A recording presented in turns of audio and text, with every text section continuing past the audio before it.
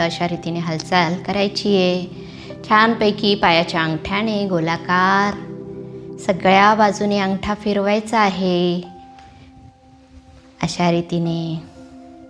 हा वॉर्मअप मी थोड्याशा लवकर दाखवत आहे, याचा स्पेशल व्हिडिओसुद्धा आपण बनवलेला आहे, तो तुम्ही बघू शकता। हात टेकवायचे आहेत, पाठीच्या कण्याला आधार द्यायचा आहे आणि अशा रीतीने आपण वॉर्मअप करून घेणार आहोत। नंतर हात ढिले सोडा, आपल्या शोल्डरकडे लक्ष द्यायचं आहे आणि श्वास घेत शोल्डर कानाकडे आणि खाली।